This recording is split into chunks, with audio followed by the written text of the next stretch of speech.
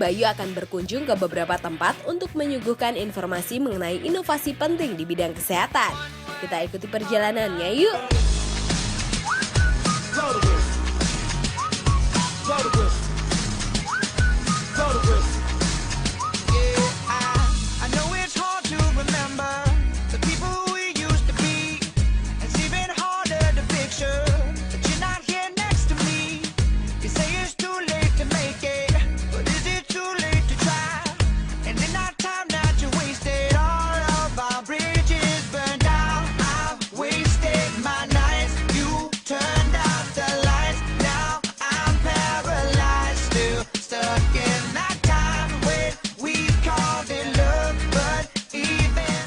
Ketemu lagi dengan saya Bayu Oktara di canggih.com. Teknologi dan inovasi tanpa henti.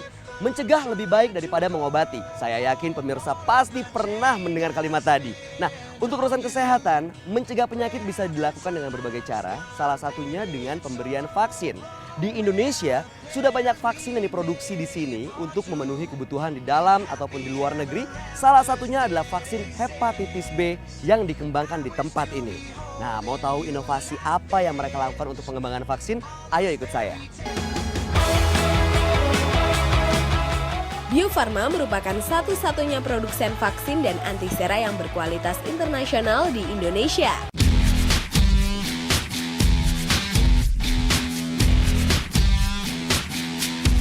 Perusahaan produksi vaksin terbesar di Asia Tenggara ini sedang melakukan percepatan pertumbuhan melalui inovasi dan teknologi untuk mendukung program imunisasi nasional agar mewujudkan masyarakat Indonesia dengan kualitas derajat kesehatan yang lebih baik.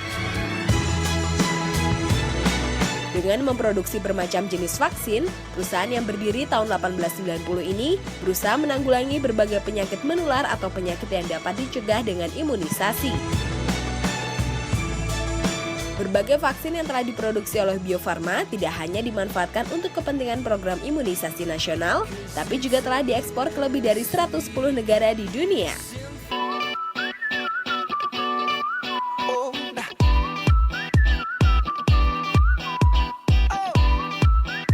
Bayu akan menemui narasumber pertama yang akan menjelaskan tentang produksi vaksin dalam negeri kita dan berbincang-bincang tentang inovasi serta pengembangan yang dilakukan di perusahaan bertanah 9 hektar ini. Menjadi public relations sebuah perusahaan besar di bidang kesehatan, membuat wanita asal Bandung ini fasih menceritakan sejarah dan juga pengembangan yang dilakukan oleh perusahaan tempat ia bekerja. Nur Laila atau yang akrab dipanggil Lela ini akan menjelaskan kebutuhan dan penggunaan vaksin serta pengembangannya di dalam negeri. Lala, halo, apa kabar Ibu? Baik, baik. Waduh, kebetulan ketemu sama Ibu, temenin saya sebentar Ibu ya. Boleh ya. Ya, ayo Bu, ini Bu. Kita berjalan ke sana ya Bu.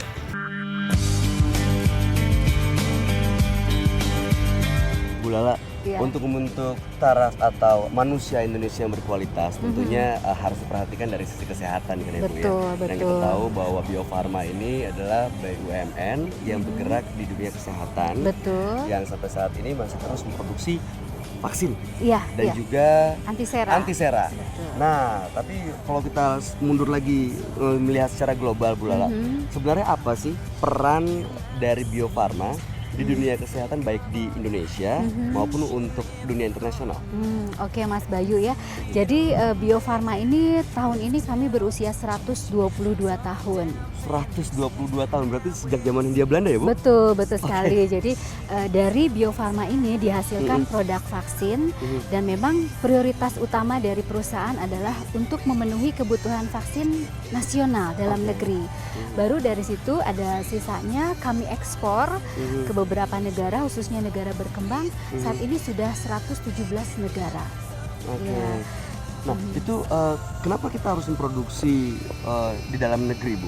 Ya, jadi memang ada ketentuannya Mas Bayu untuk Indonesia dengan jumlah rakyat sebanyak ini, memang ini harus ada yang namanya kemandirian, ya, kemandirian industri vaksin.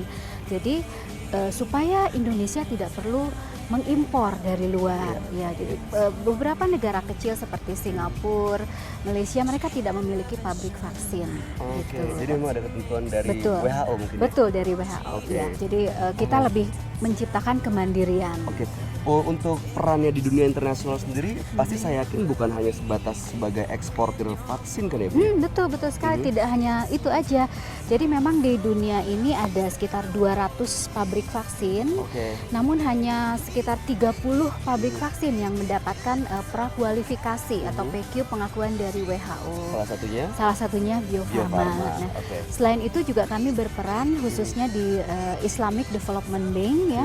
Tahun 2010 ada dilakukan pertemuan SRVVID di Bandung. Oke. Dan dari 57 negara Islam di dunia tersebut menunjuk Bio Farma sebagai chairman ya, direktur utama kami sebagai chairman, dan Bio Farma sebagai hub atau pusat riset vaksin bagi negara-negara Islam. Wow. Ya, selain itu Mas Bayu di akhir Oktober kemarin juga Bio Farma ini dalam upaya untuk mendorong penelitian dan pengembangan riset vaksin di negara berkembang, kami menjadi tuan rumah pertemuan di CVMM.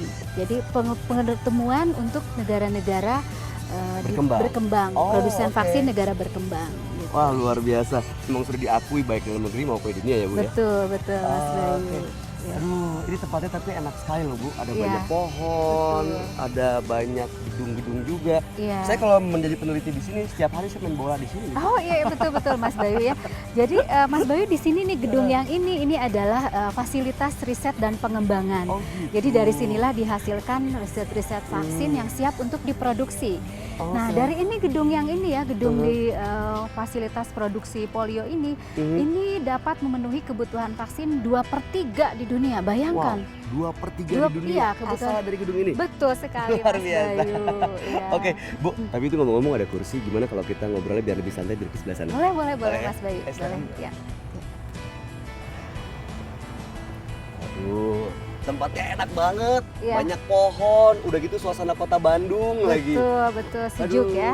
Ini di gedung ini peneliti-peneliti sedang melakukan kajian, pengembangan, Ya. dan melakukan tugasnya, Bu. Iya, betul. Jadi Wow. di riset Gedung ini ya, gedung riset ini memang Mhm. sedang dilakukan baik vaksin yang akan di launching dalam waktu dekat maupun Oke. dalam vaksin yang di masa depan gitu. Oh, kalau vaksin memang selalu dihasilkan Mhm. dan selalu dipasarkan gitu ya Bu ya. Mhm. Berarti memang dari sudut pandang industri kebutuhan akan penggunaan vaksin Mhm. baik dalam negeri maupun di dunia itu cukup tinggi ya Bu? Ya, betul sekali Mas Bayu ya.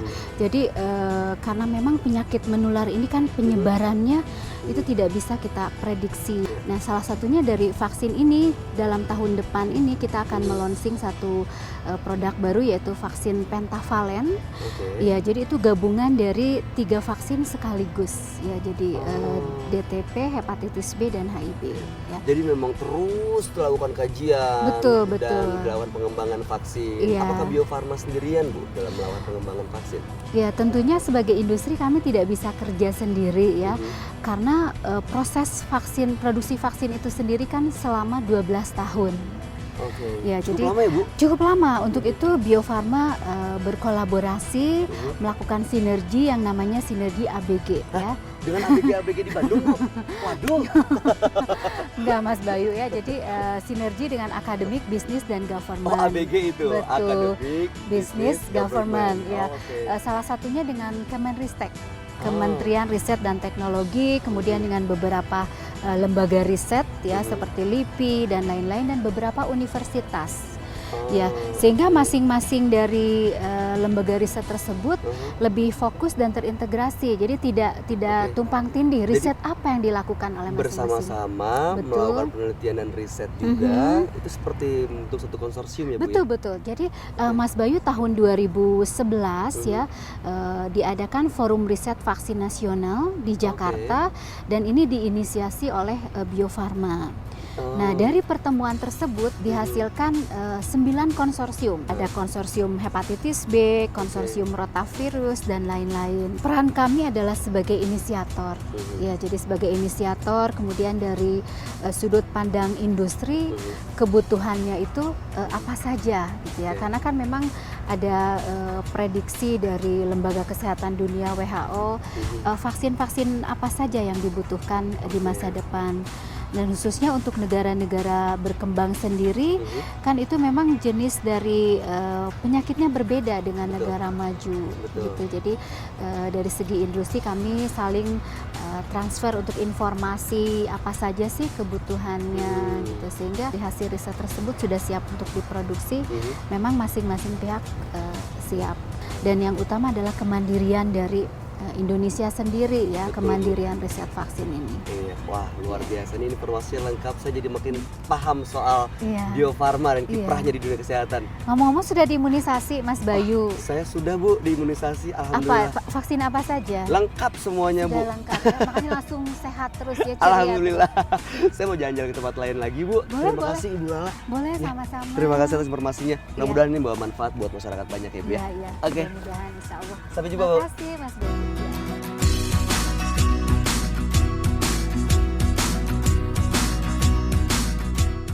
Puspiptek atau Pusat Penelitian Ilmu Pengetahuan dan Teknologi adalah kawasan penelitian yang berorientasi kepada kegiatan riset yang terarah dan terintegrasi sebagai penentu kebutuhan masyarakat dalam meningkatkan kesadaran tentang peranan penelitian ilmu pengetahuan dan teknologi dalam pembangunan nasional. Dengan 35 laboratorium sebagai sumber daya, perkembangan Puspiptek dalam kurun waktu kurang lebih 30 tahun telah memberikan pelayanan jasa teknis dan hasil inovasi riset serta mampu menghasilkan nilai tambah kepada perekonomian Indonesia. Dengan format Science Technopark serta jejaring cyber sebagai pendukung utamanya, Puspiptek diharapkan bisa menjadi kawasan industri teknologi tinggi.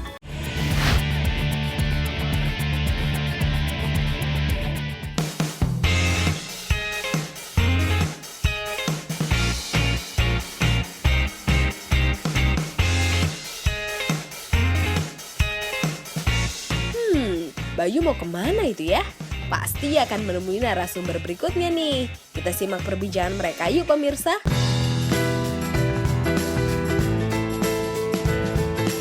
Ondri Dwi Sampurno, pria kelahiran Mojokerto ini adalah Kepala Pusat Biomedis dan Teknologi Dasar Kesehatan. Di bawah naungan Kemenkes, lembaga tempat ia bekerja tergabung dalam Forum Riset Vaksin Nasional dan turut mewujudkan masyarakat Indonesia agar memiliki kualitas kesehatan yang lebih baik. Pak Ondri, saya sudah ketemu dengan Ibu Lala dari Bio Farma mengenai pengembangan vaksin dan di situ disebutkan adanya Forum Riset Vaksin Nasional. Betul ya Pak ya? Ada ya, betul. Sebenarnya apa tujuan dibentuknya forum ini Pak? Ya, jadi Forum Riset Vaksin Nasional itu sebagai aplikasi dari satu pencapaian MDGs, terus kemudian ada dekade vaksin nasional sampai tahun 2020. Nah, dengan aplikasi menuju ke sana itu Bio Farma dan kami mencoba mengkoordinasikan dan mengkomunikasikan dengan membentuk suatu forum riset vaksin nasional ini. Kita mengkoordinasikan seluruh sumber daya yang ada di Indonesia, baik itu berasal dari perguruan tinggi, baik itu berasal dari pemerintah, lembaga riset pemerintah, maupun yang berasal dari bisnis, dalam hal ini Bio Farma. Industrinya gitu? Ya, industrinya. Nah, sehingga nanti kita berkoordinasi, berkomunikasi, mensinergikan sumber daya ini untuk satu kemandirian memproduksi vaksin nasional. Oke. Peran Litbangkes sendiri dalam forum ini sebagai apa Pak? Ya, Badan Litbangkes adalah satu institusi di bawah Kementerian Kesehatan. Ya, kita mempunyai PP 39 tahun 95. Di situ adalah disebutkan bahwa Badan Litbang itu mengkoordinasikan penelitian kesehatan di seluruh Indonesia. Nah, dalam konteks riset vaksin nasional ini, jadi kita mengkoordinasikan terlaksananya riset vaksin nasional. Nah, untuk itu perlu ada suatu roadmap, gitu ya, roadmap. Nah, inilah roadmap ini yang kita coba koordinasikan melalui Badan Litbang. Forum ini pasti ada hasil yang harus pertanggungjawabkan ke masyarakat gitu ya Pak? Betul. Nah hasilnya itu biasanya waktunya berapa lama Pak? Ya, program pengembangan vaksin ini nggak begitu cepat bisa terrealisasi, jadi karena memang ini harus membutuhkan suatu proses yang agak panjang gitu. Nah makanya forum ini terus harus ada sehingga terus ada suatu komunikasi antara peneliti dengan pemerintah dan bisnis untuk mewujudkan itu. Nah ini harus ada terus. Di samping itu juga nanti kita bisa mengakomodasikan informasi-informasi dari masyarakat terkait dengan kebutuhan-kebutuhan untuk tersedianya vaksin secara nasional gitu. Oke, kalau sudah tersedia vaksin secara nasional, terus adanya vaksin mandiri, apa manfaat yang langsung bisa dirasakan masyarakat dari hasil forum ini Pak?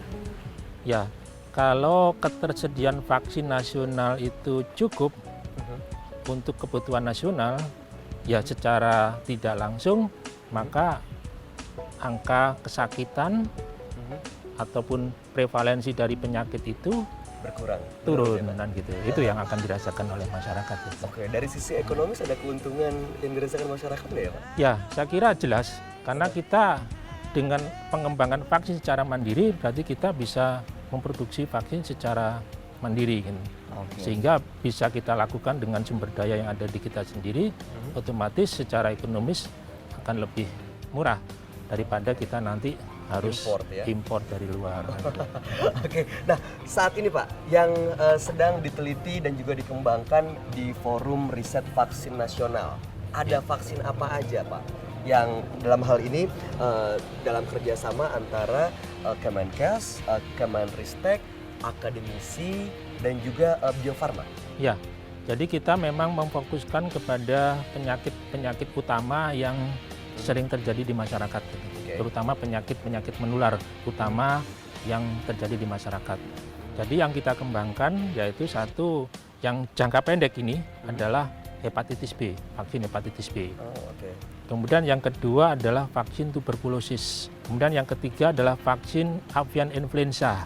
Kemudian yang keempat adalah vaksin dengue. Yang kelima ini ada vaksin malaria nanti ke depan akan kita kembangkan, terus kemudian juga vaksin rotavirus. Dan ini semuanya saat ini rencananya akan dihasilkan secepatnya atau sudah ada target sendiri? Ya, itu masing-masing berbeda-beda.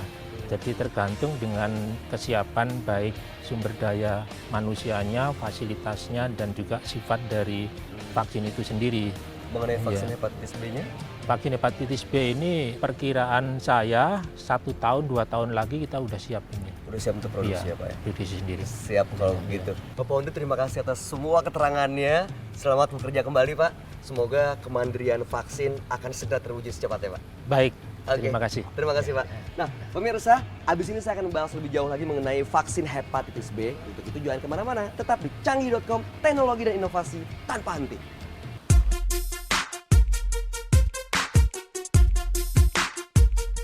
Pusat Peragaan Iptek atau PP Iptek merupakan sarana pembelajaran untuk menumbuh kembangkan budaya ilmu pengetahuan dan teknologi secara mudah, menghibur, berkesan, dan kreatif.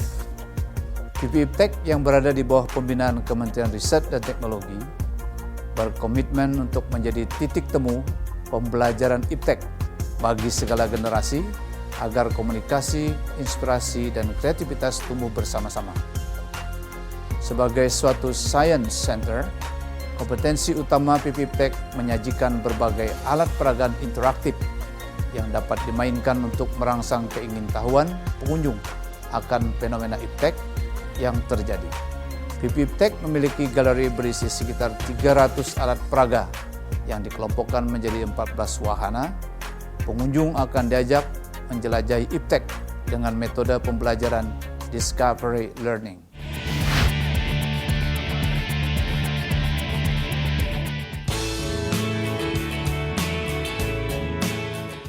Satu lagi informasi canggih akan kita dapatkan dari narasumber berikutnya yang akan bertemu dengan Bayu sesaat lagi. Siapa dan apa yang akan beliau informasikan ya? Kita ikuti saja yuk perbincangan mereka.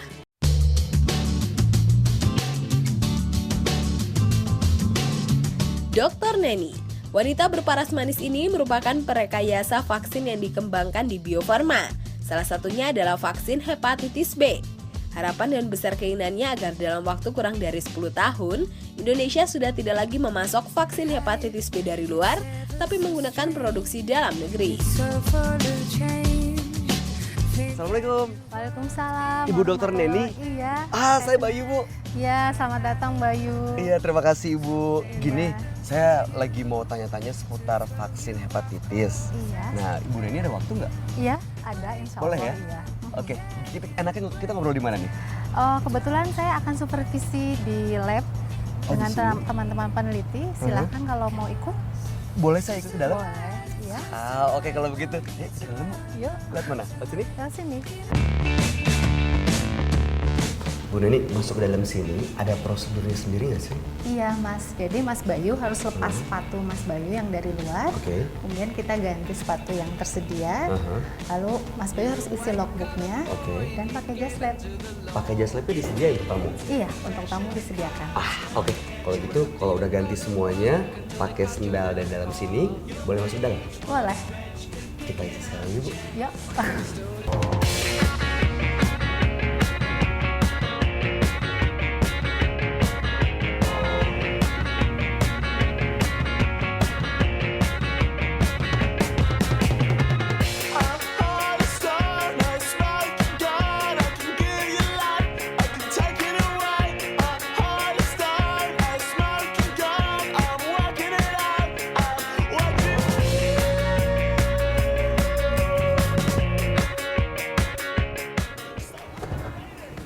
Silakan Mas Bayu.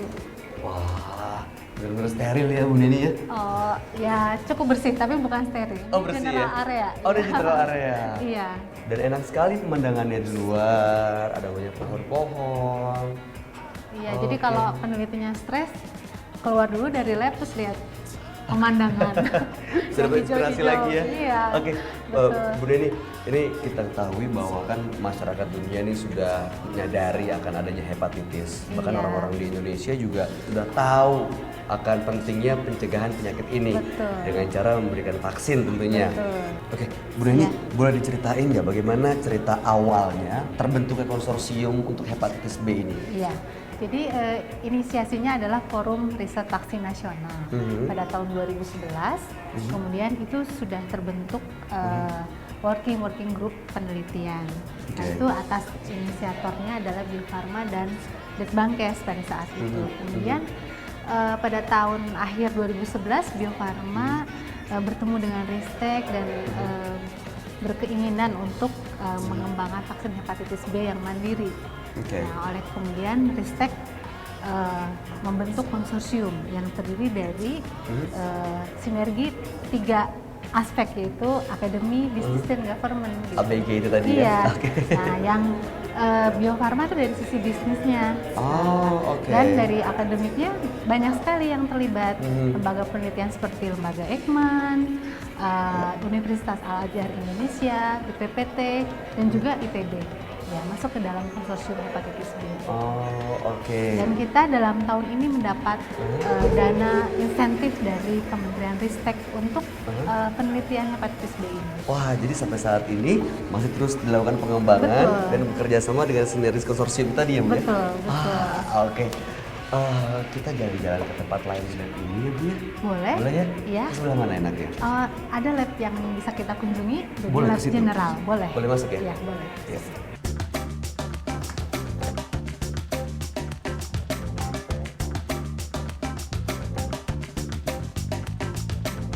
Wah, ini banyak tabung-tabung, banyak Iya. alat-alat. Ini sebenarnya ruangan apa, Bu Neni? Ini sebenarnya ruang pengujian. Jadi kalau tapi ruang pengujian di R&D di Litbang. Jadi kalau Oke. kita mengerjakan penelitian, kita ingin menguji, nah bisa dilakukan salah satunya di sini. Vaksin termasuk yang diuji di sini? Iya, betul. Oke, nah kita terus lagi ngomongin soal vaksin Boleh. hepatitis Iya, B nih, Bu. iya.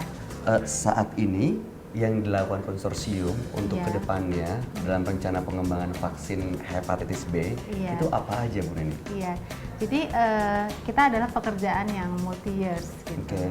Jadi masing-masing institusi ada tugas-tugas sesuai dengan tujuan kita bersama. Nah, multi years itu dimulai dari tahun 2012. Oke. Nah, sampai dengan untuk konsorsium ini sampai tahun 2014. Kita akan menyediakan kandidat vaksin, Mas Bayu. Jadi belum sampai ke vaksinnya. Masih kandidat ya? Masih kandidat. Oke. Nah, kemudian kandidat vaksin itu akan diserahkan ke Bio Farma untuk kemudian dikembangkan oleh Bio Farma.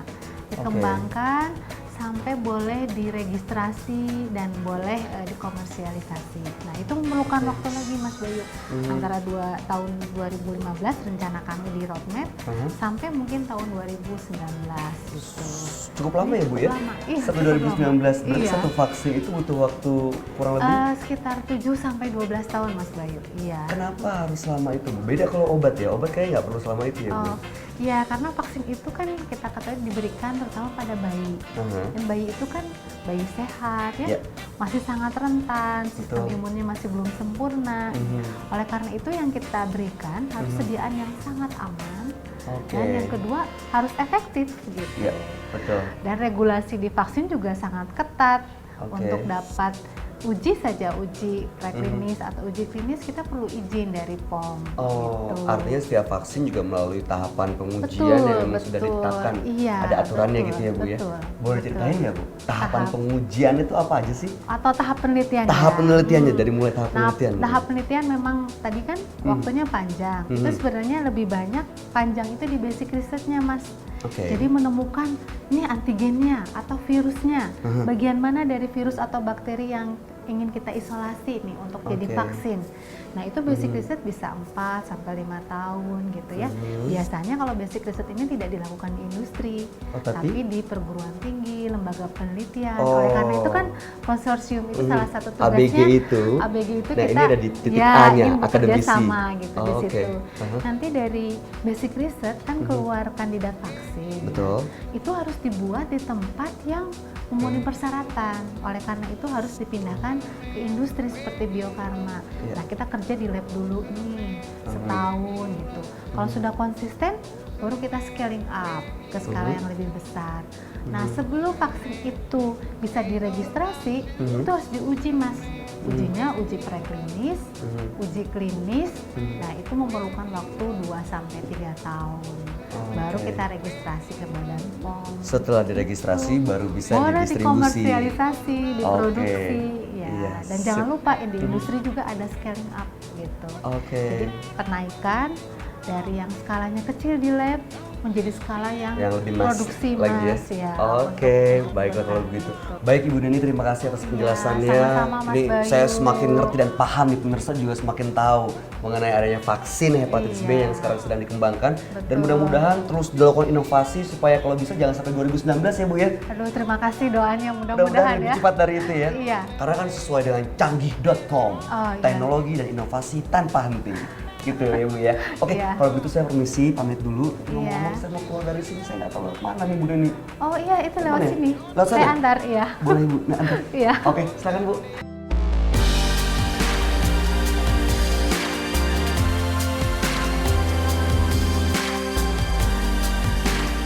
Wah, ternyata Indonesia telah memproduksi beberapa vaksin sendiri dengan kualitas yang baik dan harga yang terjangkau untuk masyarakat.